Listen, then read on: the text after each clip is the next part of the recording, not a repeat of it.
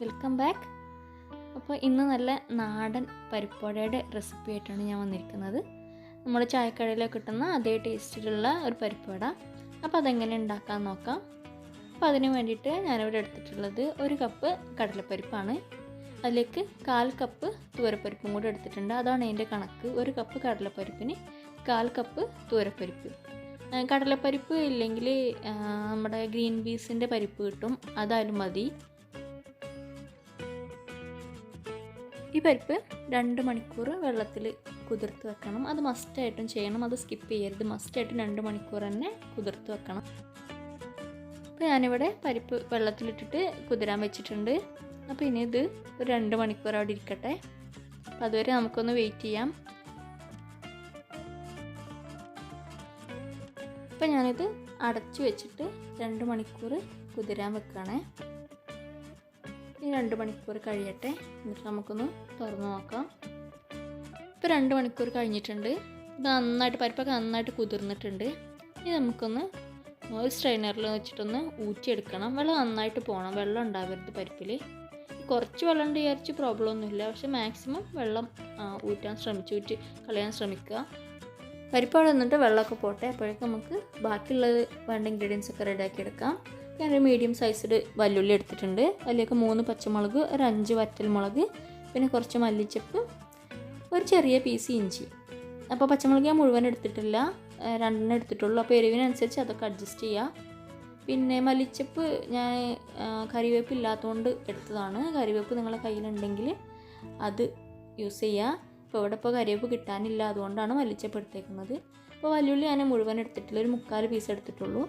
പിന്നെ പച്ചമുളക് ഞാൻ ഒന്ന് ബാക്കി വെച്ചിട്ടുണ്ട്. എല്ലാം ചെറുതാക്കി കുഞ്ഞുതാക്കിയിട്ട് കൊത്തി അരിയുന്ന പോലെ അരിയുക. നിങ്ങളുടെ കയ്യിൽ ചോപ്പർ ഉണ്ടെങ്കിൽ അതിൽ വെച്ചിട്ട് അരിഞ്ഞാലും മതി.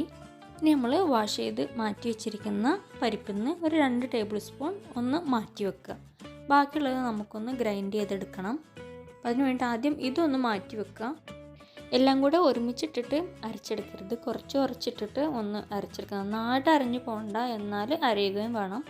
അപ്പോൾ ആ ഒരു രൂപത്തിൽ കുറച്ച് വെച്ചിട്ട് അരച്ചെടുക്കുക. അപ്പോൾ ഞാൻ ആദ്യത്തെ ട്രിപ്പ് ഇട്ടു, അതൊന്ന് അരച്ചെടുത്തിട്ടുണ്ട്. വെള്ളമൊന്നും ഇല്ലാതെ വേണം നമ്മൾ അരച്ചെടുക്കാൻ. നമ്മൾ കടയിൽ നിന്ന് പരിപ്പ് വാങ്ങുമ്പോൾ ഇടയ്ക്ക് ഇങ്ങനെ പരിപ്പ് കടിക്കാൻ കിട്ടൂലേ, അപ്പോൾ അതിന് വേണ്ടിയിട്ടാണ് നമ്മൾ ആദ്യം 2 ടേബിൾ സ്പൂൺ ഒന്ന് മാറ്റി വെച്ചത്. അപ്പോൾ ഇതൊന്ന് അരച്ചെടുക്കുക. അപ്പോൾ ഞാൻ 2ാമത്തെ ട്രിപ്പ് ഇട്ടിട്ടുണ്ട്. അപ്പം അങ്ങനെ എല്ലാം ഒന്ന് ഇതുപോലെ ഒന്ന് അരച്ചെടുക്കുക. ഇപ്പോൾ പരിപ്പെല്ലാം അരച്ചെടുത്തിട്ടുണ്ട്. ഇനി അതൊരു ബൗളിലേക്ക് മാറ്റുകയാണ്. എന്നിട്ട് നമ്മൾ നേരത്തെ മാറ്റി വെച്ചിട്ടുള്ള പരിപ്പും കൂടി ഇതിലേക്ക് ആഡ് ചെയ്ത് കൊടുക്കുക. അതിനുശേഷം നമ്മൾ റെഡിയാക്കി വെച്ചിട്ടുള്ള വലിയുള്ളിയും പച്ചമുളകും മല്ലിച്ചപ്പും വറ്റൽമുളകും എല്ലാം കൂടി ഇതിലേക്ക് ഇട്ടിട്ട് കൈ വെച്ചിട്ട് നന്നായിട്ടൊന്ന് മിക്സ് ചെയ്ത് കൊടുക്കുക. കൈ വെച്ചിട്ട് നന്നായിട്ട് ഞെരടി തന്നെ മിക്സ് ചെയ്യണം. എല്ലാം നന്നായിട്ട് മിക്സ് ചെയ്ത് വെച്ചിട്ടുണ്ട്. ഇനി നമുക്കിതിലേക്ക് ആവശ്യമായിട്ടുള്ള ഉപ്പും പിന്നെ കുറച്ച് കായപ്പൊടി ഉണ്ടെങ്കിൽ ഒരിത്തിരി കായപ്പൊടിയും കൂടെ ചേർത്ത് കൊടുക്കുക.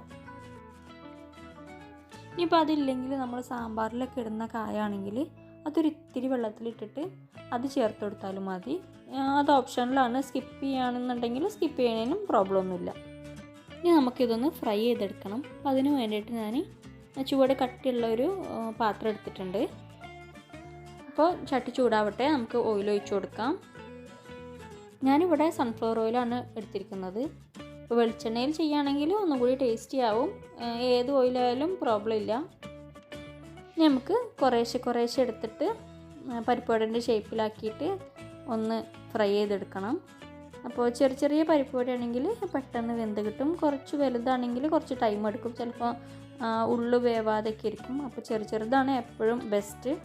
അപ്പോൾ ഞാനിവിടെ 3 റെഡിയാക്കിയിട്ടുണ്ട്. ഇനി അതൊന്ന് ഫ്രൈ ചെയ്തെടുക്കുകയാണ്. എണ്ണ നന്നായിട്ട് ചൂടായിട്ടുണ്ട്. അപ്പോൾ ഞാൻ പരിപ്പുവടകൾ ഓരോന്നായിട്ട് ഇട്ട് കൊടുക്കുകയാണ്. അപ്പോൾ 3 ഒരു ടൈമിൽ ഇട്ട് കൊടുക്കുന്നത്. അപ്പോൾ അത് തിരിച്ചും മറിച്ചിട്ട് നന്നായിട്ട് മൊരിച്ചെടുക്കണം. അപ്പോൾ പുറം നല്ല ക്രിസ്പി ആയിരിക്കും, ഉള്ളിൽ നല്ല സോഫ്റ്റും ആയിരിക്കും. എണ്ണ നന്നായിട്ട് ചൂടായ ശേഷം തീ പറ്റ ലോ ഫ്ലെയിമിലാക്കണം.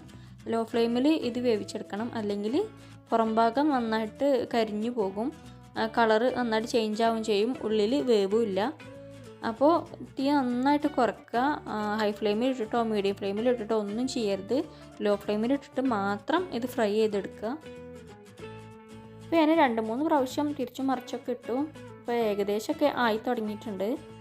ഇനി കോരാറായിട്ടുണ്ട്. ഇനി കൂടുതൽ നേരം ഇത് വെച്ച് കഴിഞ്ഞാൽ കളർ നന്നായിട്ട് ചേഞ്ച് ആവും.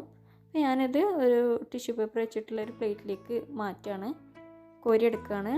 നന്നായിട്ട് നല്ല ക്രിസ്പി ആയിട്ടുള്ള പരിപ്പ് വട റെഡി ആയിട്ടുണ്ട്. അപ്പം അങ്ങനെ എല്ലാ പരിപ്പ് വടയും ഇതുപോലെ ഒന്ന് ഫ്രൈ ചെയ്തെടുക്കണം. പിന്നെ ബാക്കിയുള്ളതും കൂടെ ഇതുപോലെ ഒന്ന് ഇട്ട് ഫ്രൈ ചെയ്ത് എടുക്കുകയാണ്. 1 കപ്പ് കടലപ്പരിപ്പും 1/4 കപ്പ് തുവരപ്പരിപ്പും വെച്ചിട്ട് എനിക്ക് 23 പരിപ്പ് വടകൾ കിട്ടി. അത് ചെറുതാട്ടോ, ഭയങ്കര വലുതല്ല, ചെറിയ 23 പരിപ്പ് വടകൾ കിട്ടി. അത്യാവശ്യം കുഴപ്പമില്ലാത്ത വലുപ്പത്തിലുള്ള 23 പരിപ്പ് വടകൾ കിട്ടി. ഇപ്പോൾ വലുതാക്കുകയാണെങ്കിൽ എണ്ണം കുറയും. പിന്നെ എല്ലാം കൂടെ ഇപ്പം ഉണ്ടാക്കുന്നില്ല, ഒരു 14 എണ്ണം ഇപ്പം ഉണ്ടാക്കുന്നുള്ളൂ. ബാക്കി ഞാൻ ഫ്രിഡ്ജിൽ എടുത്ത് വെച്ചിട്ടുണ്ട്, ഇനി നാളെ ഉണ്ടാക്കുകയുള്ളൂ. അപ്പോൾ ഫ്രിഡ്ജിൽ സൂക്ഷിക്കാനും പറ്റും. നമുക്ക് അടപ്പുള്ളൊരു പാത്രത്തിൽ വെച്ചിട്ട് ഫ്രിഡ്ജിൽ വെച്ചാൽ മതി, കുഴപ്പമൊന്നും പറ്റില്ല. പരിപ്പുവടകളെല്ലാം ഫ്രൈ ചെയ്ത് കഴിഞ്ഞിട്ടുണ്ട്. അപ്പോൾ ഞാനിതൊരു പ്ലേറ്റിലേക്ക് മാറ്റുകയാണ്. ഇത് നല്ല ചൂടോടെ തന്നെ കഴിക്കണം, എന്നാൽ ഭയങ്കര ടേസ്റ്റിയാണ്, നല്ല ക്രിസ്പി ആയിരിക്കും, എന്നാൽ ഉള്ളിൽ സോഫ്റ്റ് ആയിട്ടുള്ള ഒരു പരിപ്പുവടയാണ്. ഇത് നമുക്ക് പെട്ടെന്ന് തന്നെ വളരെ ഈസി ആയിട്ട് തന്നെ വീട്ടിൽ റെഡിയാക്കി എടുക്കാൻ പറ്റുന്നതേ ഉള്ളൂ. നമ്മളിനി ചായക്കടയിൽ പോയിട്ട് പരിപ്പുവട വാങ്ങേണ്ട ആവശ്യമൊന്നുമില്ല. പിന്നെ ഇപ്പോൾ ലോക്ക്ഡൗണിൻ്റെ ടൈമും അല്ലേ, അപ്പോൾ ആർക്കും ചായക്കടയിൽ നിന്നൊന്നും പരിപ്പുവട കിട്ടുന്നുണ്ടാവില്ല. അപ്പോൾ ഇതുപോലെ ഒന്ന് വീട്ടിലൊന്ന് റെഡിയാക്കി നോക്കൂ. നല്ല ടേസ്റ്റിയാണ്, നല്ല ഈസിയാണ് ഉണ്ടാക്കിയെടുക്കാൻ. പരിപ്പ് വെള്ളത്തിലിടണം എന്നുള്ളൊരു പ്രോബ്ലം മാത്രമേ ഉള്ളൂ. കുട്ടികൾക്ക് വേണ്ടിയിട്ടും കൂടി റെഡിയാക്കുകയാണെന്നുണ്ടെങ്കിൽ നമ്മൾ എരിവിൻ്റെ അളവൊന്ന് അഡ്ജസ്റ്റ് ചെയ്യണം, കുറച്ച് എരിവ് ചേർത്ത് കൊടുക്കുക. ഇനി ഈ പരിപ്പുവട ക്രിസ്പിനെസ് എത്രത്തോളം ഉണ്ടെന്ന് ഞാനൊന്ന് കാണിച്ചു തരാം.